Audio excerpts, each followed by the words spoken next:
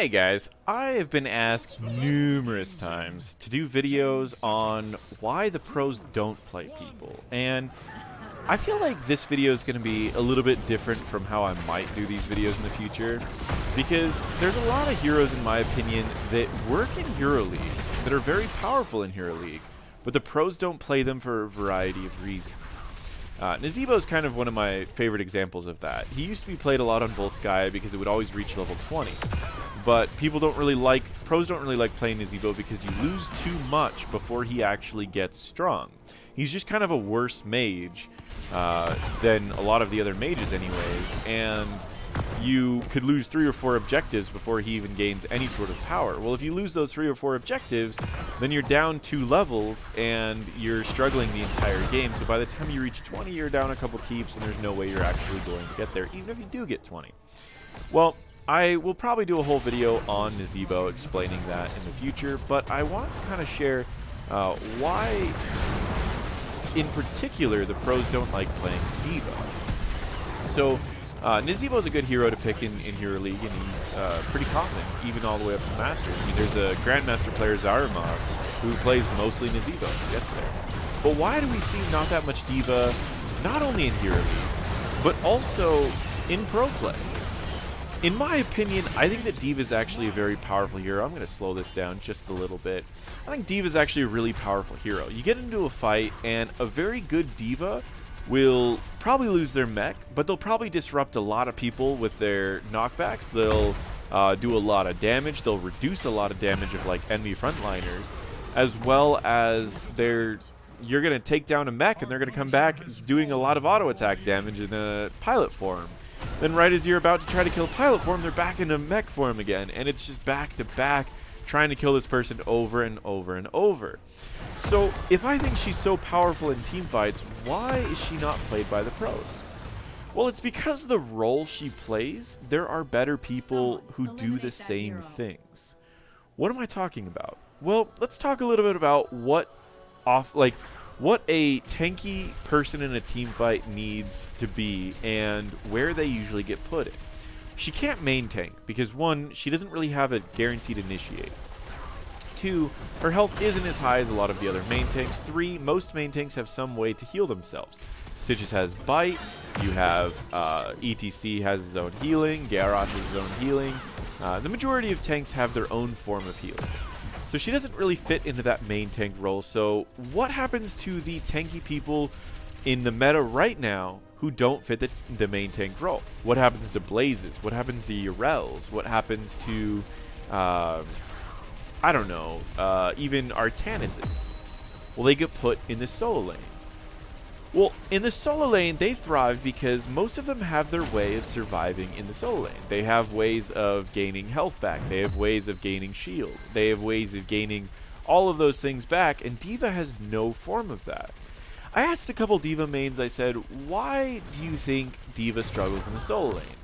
And a lot of them said, oh, I don't think she struggles at all in the solo lane. Like, she does really well, and if you're fighting someone who's stronger than you, a lot of times you can like suicide your mech into him, deal a lot of damage, not just with the AoE, just like the fact that you can get a lot of melee damage, the Q damage, and then you get into pilot form and you burn him apart. And I said, but don't you lose half a death every time you do that?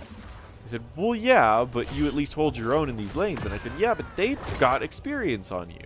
And that's where I personally think is the biggest problem in D.Va in general, is the meta has forced her into a lane which the only way for her to break even or win that lane against most people costs her team experience. And that's what really bothers me, is like a good D.Va will know when to lose their mech. They'll know when to use the bomb, they'll know when to use an actual just like suicide the mech to get an advantage.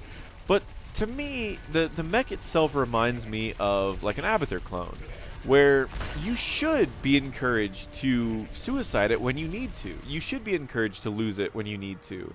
So it always bothered me that the mech counted as a kill, because ultimately it's not really a, I don't know, I just feel like it shouldn't be counted as a kill. And I think that would also fix her solo lane issues. And if that fixes her solo lane issue, I mean, I just love, look at this team fight. Like, she blew apart Urel, she knocks back Stitches, she burns down Stitches with a ton of damage. I mean, she's doing an incredible amount of siege damage, an incredible amount of team fight potential, and it's like, and the only death on our team is just the mech itself. Oh, not yet. Never mind. Sorry guys, I see the future. No, I was in this this game. I know what happens. But the only death that we end up getting on this team is from the D.Va mech dying, and it was one of those deaths where it was like, it wasn't worth using any cooldowns to save it because we knew it was just a mech. And it just seems kind of frustrating to me that the one thing holding her back to having a very powerful solo lane is her mech dying, and people are too afraid to have the mech die because it counts as half a death.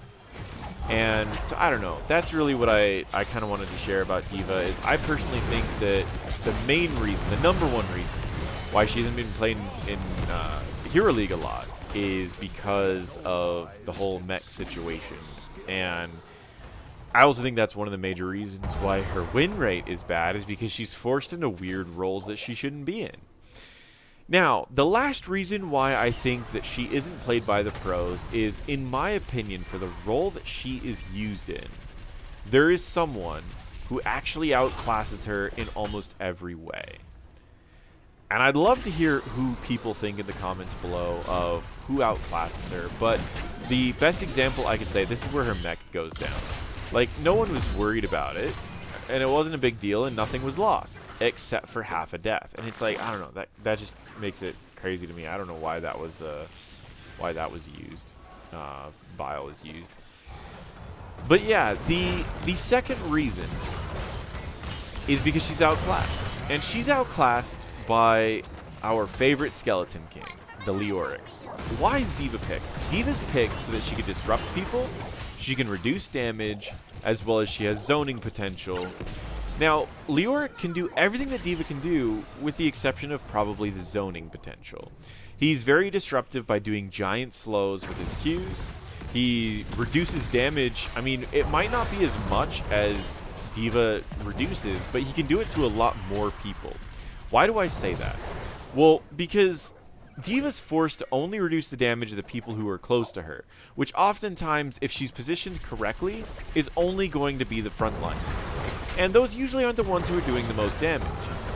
In this case, it kind of is, because you can reduce the damage of the Thrall, you can reduce the damage of the Urel, and the Stitches, probably all at the same time, but enemies can just walk out of it. You see, Leoric, on the other hand, he can reduce everyone's damage by walking around them, hitting the front line, hitting the back line, reducing the entire enemy team's damage by 50%, way more players reduced than D.Va could ever do.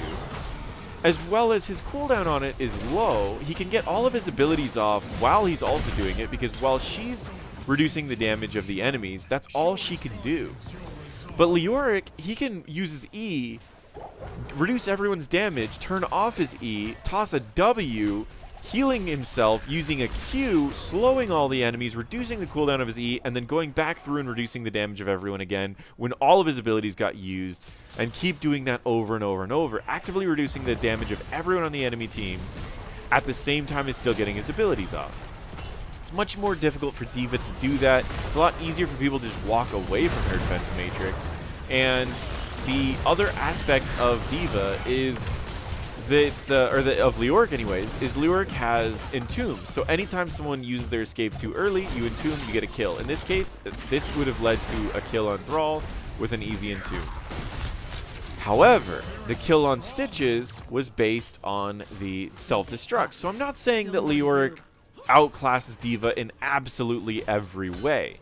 Just the main reasons that people actually pick Leoric is for the damage reduction, for having a powerful solo laner, and Leoric does those things better. So much more that the few times that self-destruct would gain a lot of value, it's no longer that important. Now, there may be team comps where she can sneak into it as a pocket strat, but I think it's very difficult to sneak her in purely because the roles and the positions that she needs to be put in are very, very difficult to do. Because just in general, she can't do a solo lane without costing their team a lot of experience.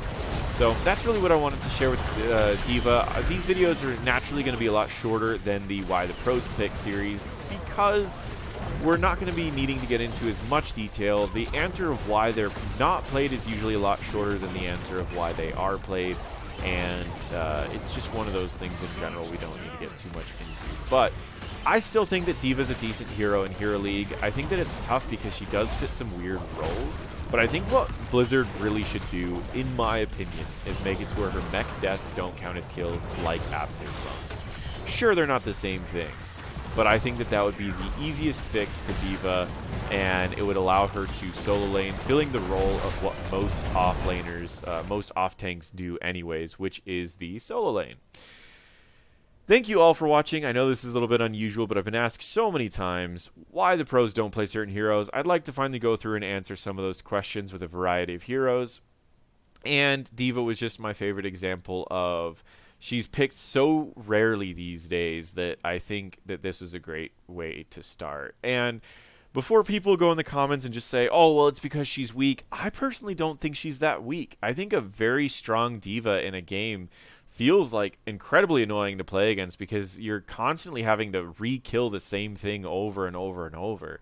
And these team fights can go on forever because you've got this one giant target that's disrupting everyone, lowering everyone's damage, bunny hopping around, and is just keeps coming back over and over and over. And so, I don't know. I think she's powerful. I just think that because the meta has forced her into a role that she really just can't do.